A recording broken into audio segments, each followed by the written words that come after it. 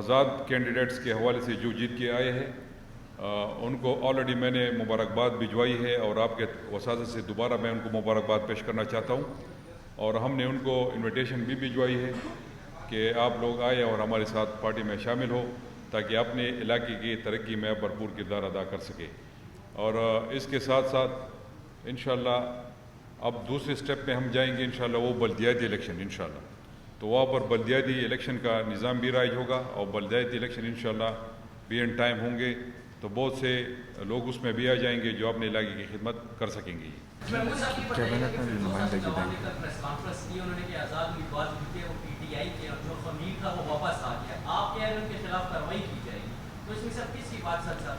دیکھیے جی، ایک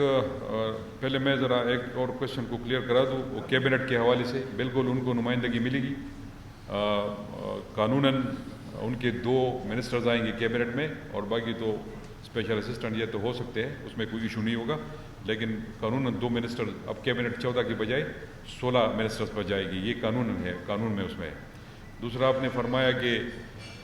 ایک ہی پاکستان تحریک انصاف کا آزاد جو کینڈیڈیٹ ہے وہ الیکٹ ہو کے آیا ہے، شفیق آفریدی، باقی جو ہے وہ پاکستان تحریک انصاف سے ان کا تعلق نہیں ہے، وہ آزاد کڑے تھے اور آزاد وہ الیکشن جیت کے آئے ہیں، تو اس اگر وہ آنا چاہتے ہیں پارٹی میں تو ہم انشاءاللہ ان کو ویلکم کریں گے۔ سی ایم صاحب اس وقت شمالی وزیرستان حلقہ 111 میں لوگ جو ہیں نتیجے کے خلاف احتجاج کر رہے ہیں، آپ اس حوالے سے کیا کہیں گے؟ دیکھیے جی، یہ الیکشن کمیشن کا کام ہے، اس سے میرا کوئی تعلق نہیں ہے، اگر میرا اور صوبائی حکومت کا تعلق ہوتا تو آج 16 کی M P S Pakistan Tehreek Insaf کے ہوتے ہیں۔